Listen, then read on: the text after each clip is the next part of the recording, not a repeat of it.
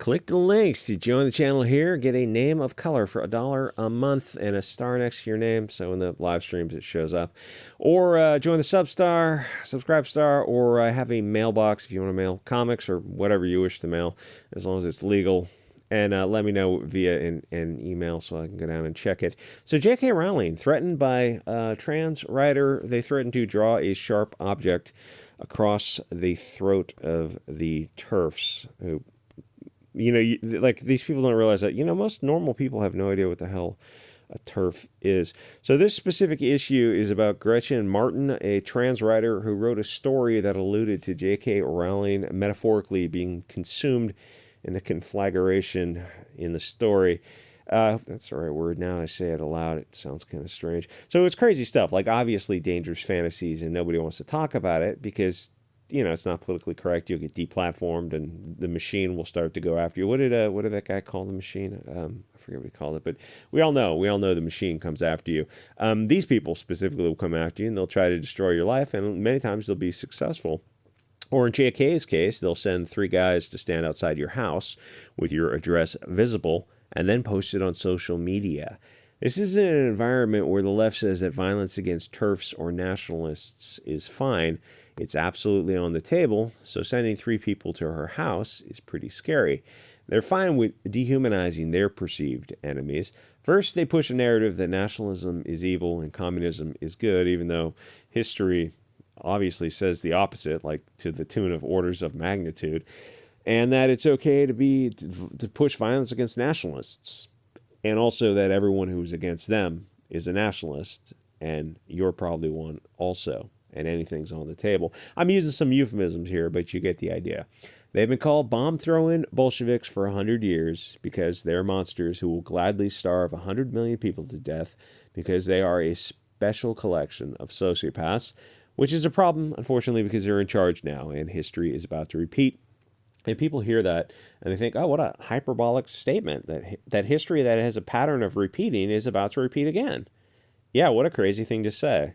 Must be a tinfoil hat or a history book. Because the message is, yes, JK has money for security, but what about the other people who don't have money for security?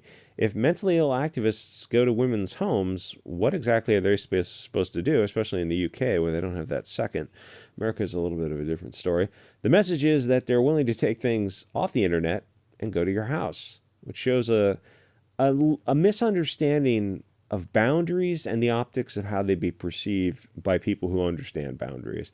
So one of the weird things, I guess, or the mask-off things that happen with this community is their fantasies of violence, usually almost always towards women, and their fantasies of struggle snuggling them or graphically decapitating them. A lot of times, I guess I should have had some trigger warnings here. Maybe I'll put one in the title. Doing a bunch of other things to them while they're... Anyway, so they're not shy about posting their violent fantasies online. They never stop to consider the optics of the situation, which is in itself is a dangerous sign, because everyone has got, fantasies, not just coming off weird, but, you always have fantasies about somebody cutting you off in traffic. But you don't then go on the internet and say, I just thought about blowing someone's brains off with the...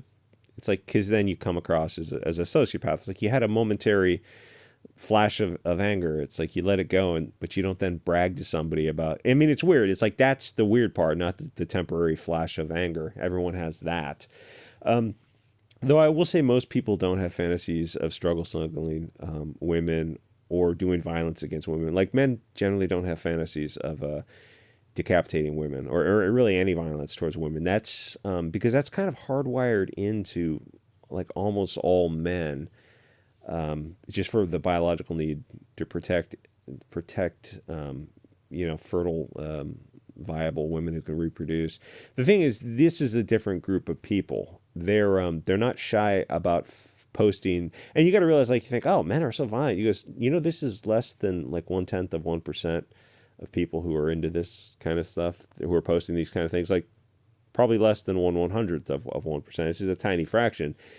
But I mean, there's going to be a spectrum, and sociopathy is on one end of it. And this person is very much within that realm of violent fantasies and then publicly discussing them and then not being cognizant of how that is perceived.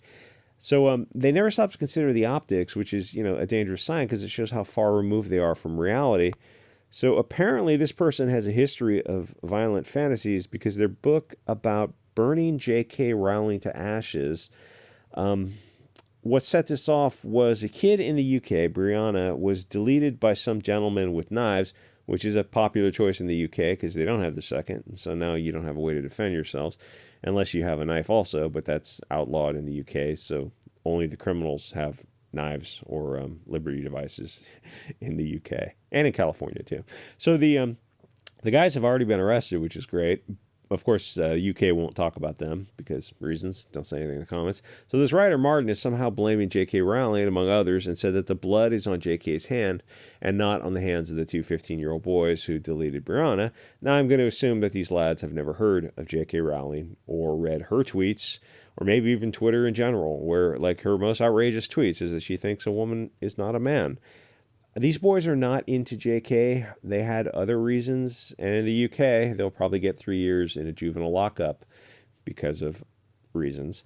So Martin said that the TERFs are fear-mongering and they are deleting the BLT's community's children, which is weird because the community doesn't have kids.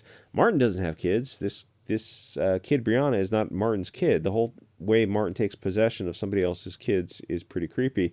But I can understand the emotion. It's brutal that the kid got deleted. But the issue is the two animals who did it.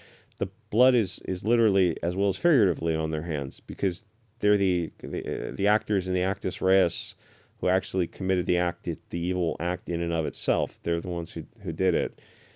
J.K. Rowling is not the actual cause or the proximate cause of this. That's just insanity because you're trying to grind an axe. The boys know. The boys do not know what a TERF is. Martin wants to make it about TERFs and JK because Martin is insane and has violent fantasies. Martin said the blood is on the hands and that they wished that they had one throat, with the implied threat being that they would then cut that throat. Martin deleted the tweet, which is obviously a threat of grievous bodily injury, even in the UK. But they're in that special protected class, so the rules won't apply to them as it would apply to somebody else. So I saw this article and the dozens of articles on Kotaku and Mary Sue about Hogwarts Legacy, and there were just so many articles, too many articles, relative to the amount of anti-Hogwarts interests. The magazines are covering this issue extensively, but the audience is just buying the game. They don't give a rat's tail about TERFs or the pseudo outrage, because everyone believes that men are not women and that people need separate spaces, whether by sex, tribe, or any other identity group. Everyone believes in that concept of boundaries, that we know who we are and we know that you're not us and that we want to be apart from the not us group, i.e. women don't want men in certain spaces, and this recent push by men into women's spaces feels really sick and intrusive. But I'm following this issue, and I'm wondering why the BLT groups are willing to die on this hill when it seems to me like such a losing issue. If it was me, I'd concede the tactical ground to regroup and try to win the strategic victory. It's okay to lose battles as long as you're poised to win the war, but they're not going to give up on this losing battle, and it seems really odd to me.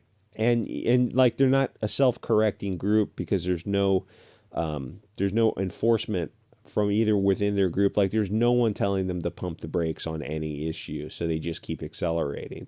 And you can see the division it's causing within the trans community itself, which there's a spectrum within the trans community, and there's also another spectrum within the greater BLT general community, and then there's also within the left in general. And these people are at the farthest extreme end of the left, because it's not just the trans stuff. It's like they're all full out violent communists, and like they are 100% a-okay with gulags and massive fertilizing fields. Like they have this fantasy world. And the thing is, if they just read what like Che Guevara, Castro, anyone, Stalin, Lenin, Engels, Moses Mordecai Levy, any one of the earlier writers was talking about like what they thought about BLT people, and they go, oh, so these are the founders of Bolshevism.